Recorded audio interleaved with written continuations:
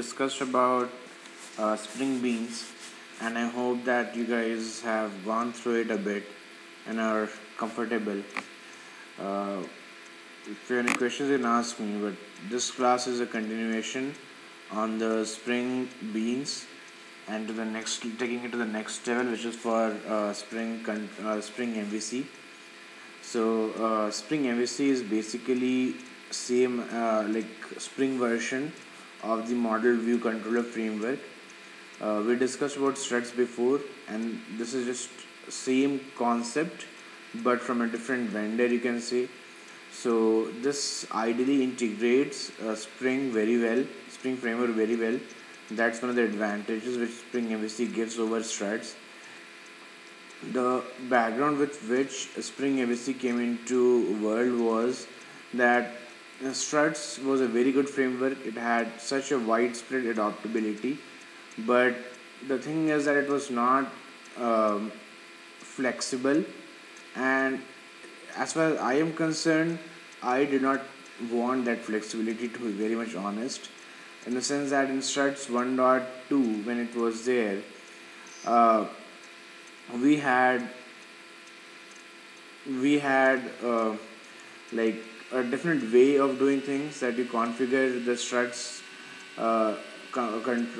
struts front controller in the web.xml, and then the corresponding action classes in the struts config xml, and then in the action classes you have an execute method which you have to override and provide an implementation. Now, this is something which is very basic in nature, and I believe that for any application to work and for any uh, any proper work to be done, we have to follow some kind of structure, and Struts is providing that. But what I saw from the trend in the industry and the way Spring MVC got adopted is that not many developers like the idea, first of all, of following this pattern. They're more prone towards launching their applications as fast as possible, and this is a flexibility which Spring MVC provided. So in Spring MVC, there is no need for you to write a proper action class, to write an execute method, etc. Any method which is out there, you can convert it into a Spring into an equivalent of action class by use of few annotations, and that is what appealed most to folks. The second most important reason for its fast adoption was that it was a cousin of Spring MVC framework, Spring framework, and Spring framework got very good like rating, very good feedback from the industry, and that's why when they came up with a new feature, it also got adopted accordingly. So this is the second most important reason. And one of the things that I think I have told this before also, that what is the why the Spring framework became so famous so early. The reason is that, again, if you look at the frameworks which were available in the market at the time Spring was launched, it was just different. It was different from everything else which was available. So it appealed to most people, and there have been some research also done over the Spring framework analysis of how the coding structure is there, and it has been found that although it has so many modules, the structure of the code, underlying code, is so well, the jars which you import, that they were saying that I don't remember the article, but they were saying that it is one of the best in the industry. The packaging is very very good. The code is very very good. So that's a background with which Spring comes into, and what we discussed right now was just on high level what a Spring MVC is, how it came into background, and what is the basic difference between Spring MVC and Struts.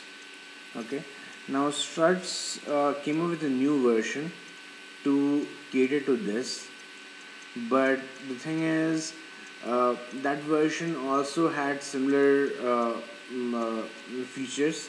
You have to write an execute method, but that is not mandatory. You can override the method, etc. But the thing is that adaptability wise, since people adopted Spring earlier, and in its present version, Spring Struts has some of the disadvantages, in the sense that it's not that much friendly, developer friendly as of now, and Spring, since it got adopted, it's kind of widespread in the industry that it has a clear cut edge. So this is a background with which Spring MVC is racing forward. Although there are cases in the industry where people have used struts, like earlier version, along with Spring to have dependency injection features, but the thing is that the earlier version struts, it got out of uh, support fees. So right now there is no support for the earlier version of Spring, sorry, struts, and that's why it's a bit risky to go forward with it, because if something is discovered a bug, there's no team to support it. You have to migrate to a new version, and new version is lot different from the old version. So the old version of struts is what spearheaded the market. It had the right ingredient, but in between Spring MVC came, and when struts tried to counter it with the new version, it fell short of all the expectations. So that's the background of the Spring MVC, and that's the difference on high level between Spring MVC and struts. You guys have already gone through a session on struts, the latest version. So once you go through the Spring MVC, you can draw a parallel, and what we can do is that we can discuss in detail after that, that what do you think is the difference, what do you think is the strength of each of the frameworks. So in that way you can relate both of them. Okay, so that's the idea.